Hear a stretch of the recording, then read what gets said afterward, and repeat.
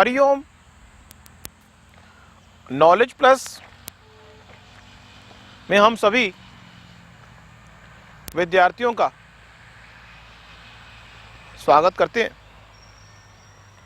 आज Hariom astrology class number 377 में हम बात कर रहे हैं 8वें भाव के बारे में और 9वें भाव के बारे में।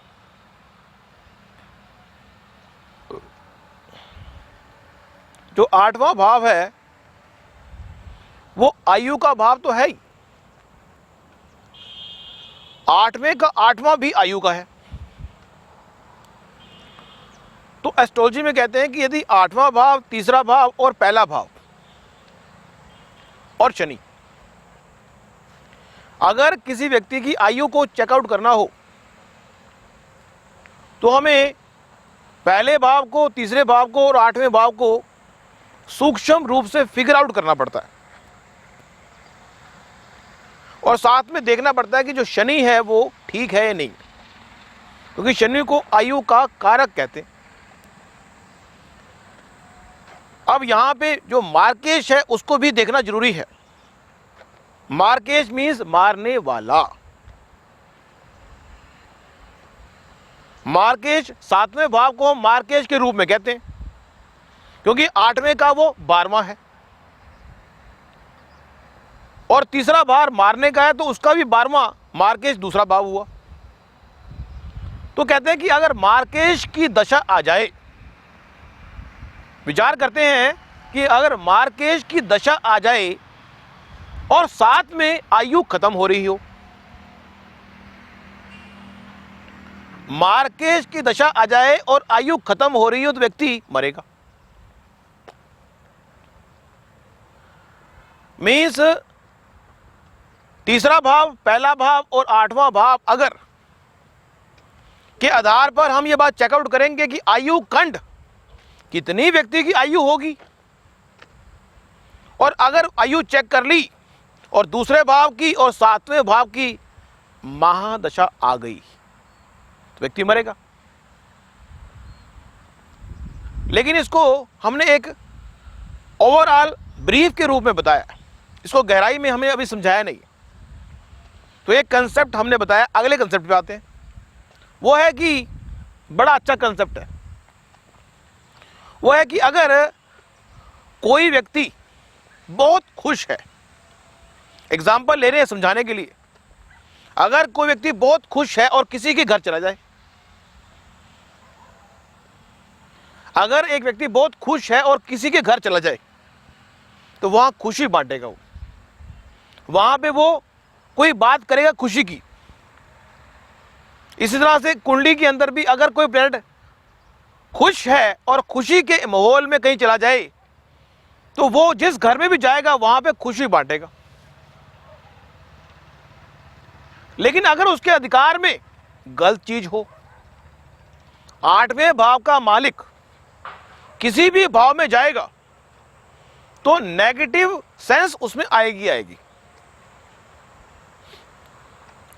क्योंकि 8वां भाव रिसर्च का भी है। मींस किसी भी भाव को हम पॉजिटिव भी देख सकते हैं और नेगेटिव भी।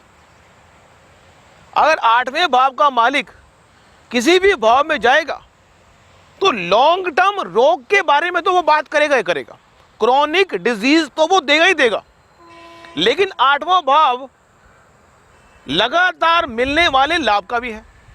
जहां वो क्रॉनिक डिजीज देगा वहीं पे वो लगातार मिलने वाला लाभ भी देगा। हम एस्ट्रोलॉजी को एक ही रेफरेंस पॉइंट से समझेंगे तो समझ नहीं आएगी। हमें देखना पड़ेगा कि 8वें भाव का मालिक यदि खुश है और किसी जगह पे भी जाएगा तो देगा तो वो लॉन्ग टर्म पॉइंट से बात। मींस वो 8वें भाव का मालिक जो है वो लॉन्ग टर्म पॉइंट से रोक देगा। लॉन्ग टर्म पॉइंट से रिसर्च के लिए डेप्थ है। कहते हैं 8वां भाव गहराई है। 8वां भाव क्या है? गहराई है। और अगर 8वें भाव का मालिक कहीं जाएगा और वो खुश होगा तो वहां पे गहराई देगा, और गहराई हो सकता है कि रोग की गहराई दे दे, हो सकता है ट्रांसफॉर्म की गहराई दे दे। मैं गहराई से आप ट्रांसफॉर्म हो।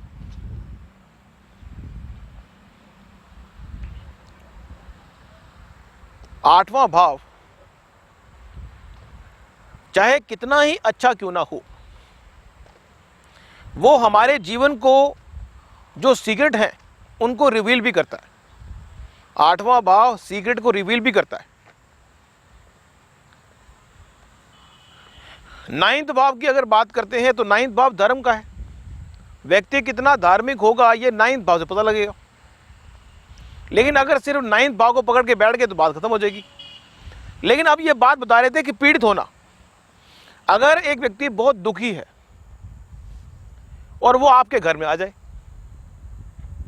अगर एक व्यक्ति दुखी है और आपके घर में आ गया तो क्या करेगा? वो तो दुख बांटेगा। अब वो दुख बांटेगा तो आप भी दुखी होंगे। व्यक्ति आपके घर में आ गया, दुखी व्यक्ति आपके घर में आ गया, तो वो आपको प्रभावित करेगा, दुख देगा आपको, और दुख देगा तो आप भी दुखी होंगे। लेकिन अगर एक व्यक्ति खुश आ गया तो आप खुश होंगे। तो इस तरह से अगर कोई व्यक्ति कोई भाव, पीड़ित भाव का मालिक अगर कहीं पे भी जाएगा तो दूसरे को पीड़ा देगा। अगर आठवें भाव का मालिक पीड़ित हो गया और वो कहीं पे भी जाएगा, एक तो पहले से ही उसको अधिकार मिला हुआ है रोग का, क्रोनिक डिजीज का, और वो एक पीड़ित हो गया, अगर वो कहीं जाएगा तो पीड़ा ही देगा फिर तो। इसलिए कोई भाव गलत है या ठीक है, इस बात को भी चेकआउट करना जरूरी है कि वो भाव पीड़ित तो नहीं है। पीड़ित कैसे होगा? कि वो अपने दुश्मन के घर में चला गया, या फिर वो भाव पीड़ित हो गया। आठवां भाव पीड़ित हो गया और आठवें भाव का मालिक भी दुश्मन के घर चला गया। मीन्स आपके घर में किसी ने कब्जा कर लिया और आप भी दुश्मन के घर में जाके बैठ गए, डबल पॉइंट हो गया। मीन्स आप दुश्मन के घर में जाके बैठ गए, वो पंगा हो गया, और आपके घर में भी किसी ने कब्जा कर लिया। तो कहने का पर्पज ये है कि एस्ट्रोलॉजी में यदि हम चीज़ों को अपने जीवन के साथ कोरिलेट करेंगे तो चीज़ों को समझना बड़ा आसान हो जाएगा। फिर हम आसानी से समझ पाएंगे कि आठवां भाव है तो सीक्रेट का, लेकिन अगर आठवां भाव पीड़ित हो जाए तो सीक्रेट भी पीड़ित हो गया, रोग भी पीड़ित हो गया। इस तरह नाइन्थ भाव है तो धर्म का, अब आठवें भाव में राहु बैठा होगा तो व्यक्ति सीक्रेट को प्राप्त करने के लिए कुछ भी कर सकता है, किसी रहस्य को प्राप्त करने के लिए कुछ भी कर सकता है। नाइन्थ भाव में राहु बैठ गया, व्यक्ति धर्म को भंग करने के लिए कुछ भी कर सकता है।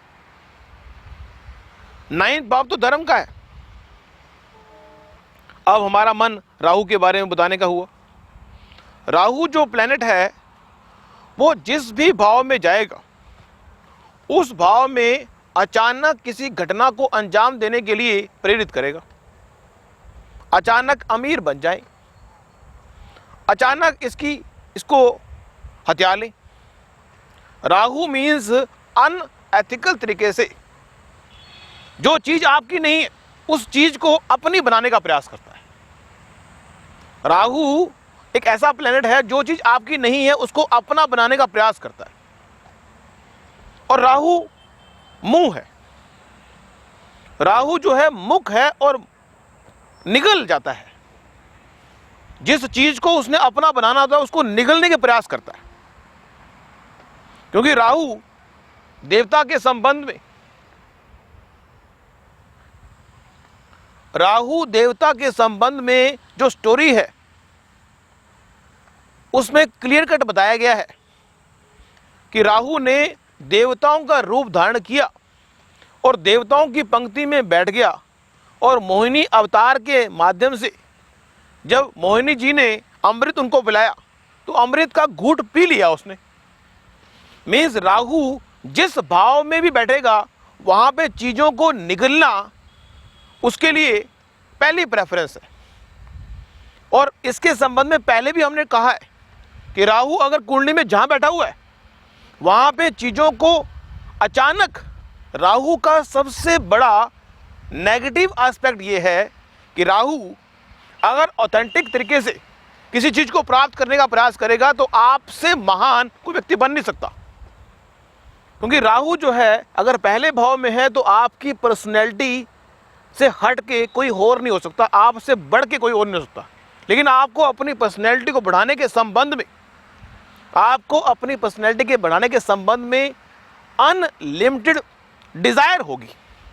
राहु अगर दूसरे भाव में होगा तो राहु जो है दूसरे भाव में अनलिमिटेड डिजायर, बैंक बैलेंस के संबंध में अनलिमिटेड डिजायर पैदा करेगा।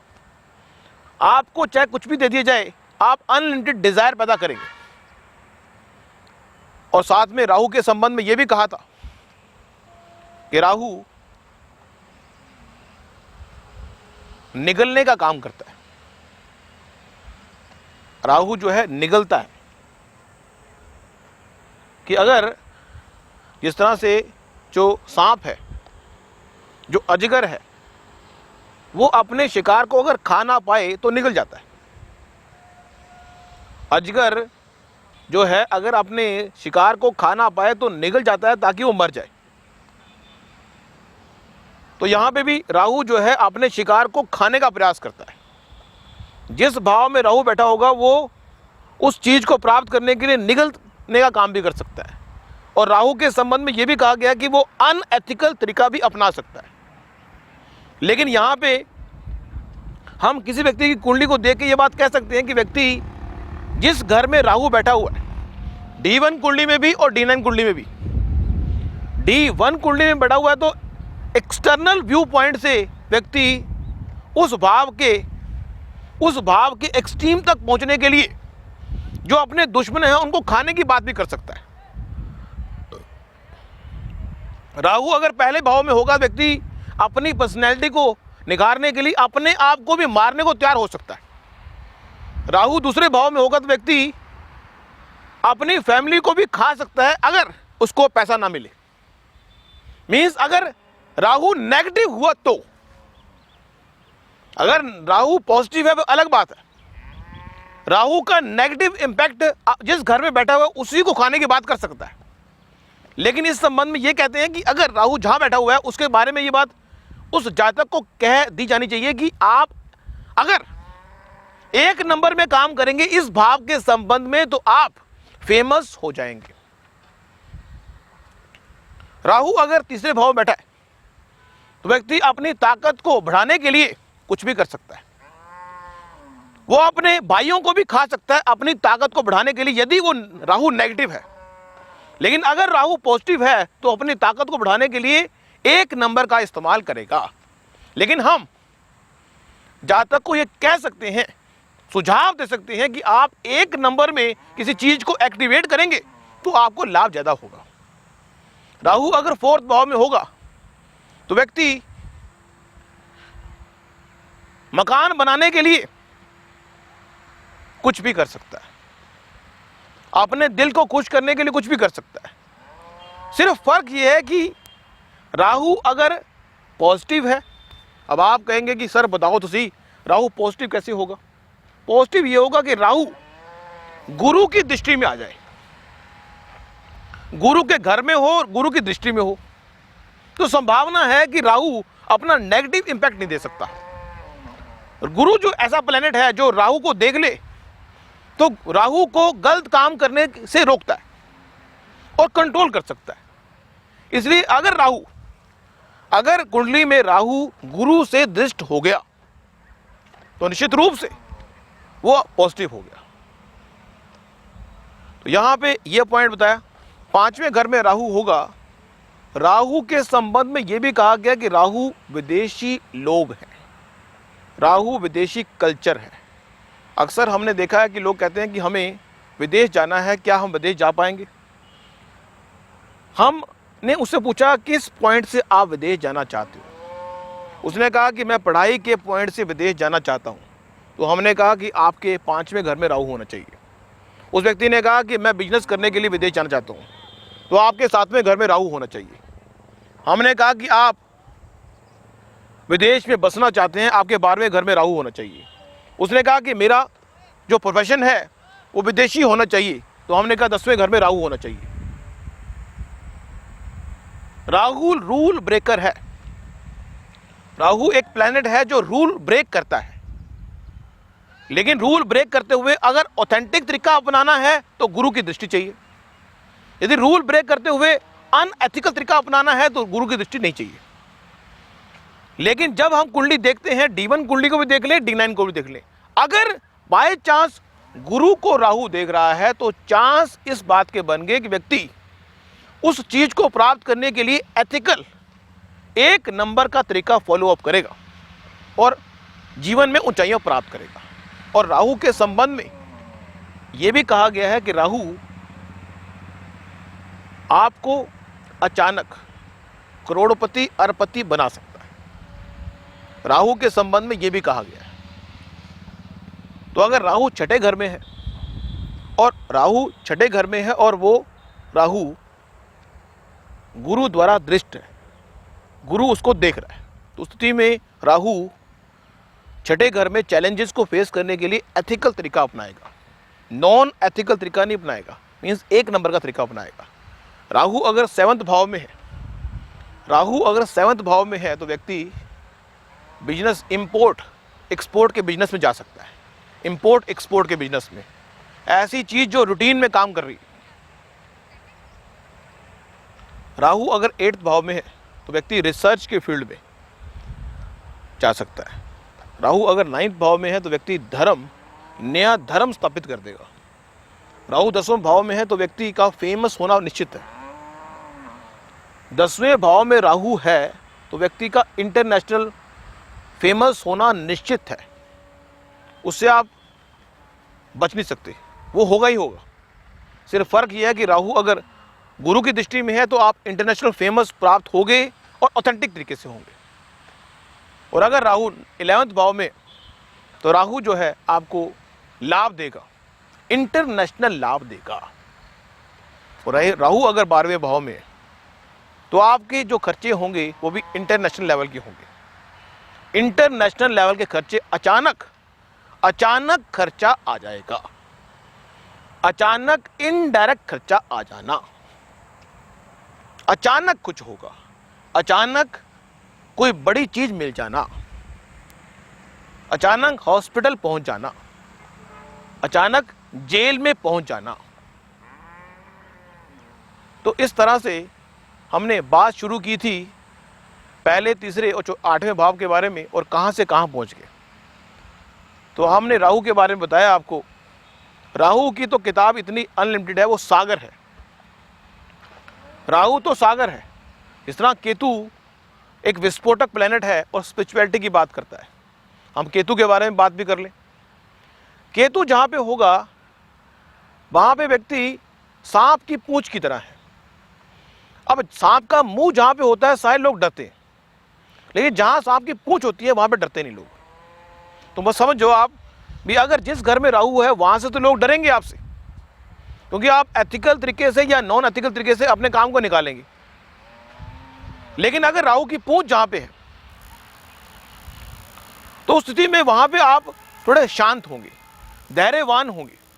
वहां पे अगर राहु पहले भाव में है तो पूंछ कहां पे है, तो आप तो लड़ाई करेंगे, सामने वाला चुप हो जाएगा। राहु दूसरे भाव में तो आप बोलेंगे, सामने वाला चुप हो जाएगा।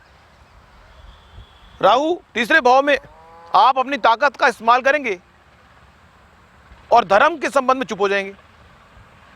चौथे भाव में राहु है, आप घर में बोलेंगे, चिल्लाएंगे और ऑफिस में जाकर चुप हो जाएंगे। राहु अगर 10वें भाव में है तो आप बोलेंगे, आप फेमस होने के लिए कुछ भी कर सकते हैं। राहु अगर 5वें भाव में है तो आप पढ़ाई करने के लिए कोई भी दाव पेच लगा सकते हैं। और यह भी बताया था कि राहु जो है बहुत सारे काम इकट्ठे करने की बात भी करता है। केतु चुपचाप काम करने में विश्वास करता है।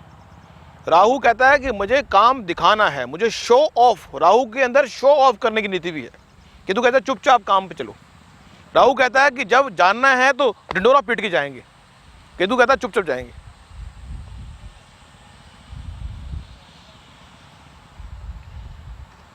सांप की पूंछ से डर नहीं लगता, सांप के मुंह से डर लगता है। ठीक है, नेक्स्ट वर्कशॉप में कुछ और जानकारी देंगे। Thank you so much.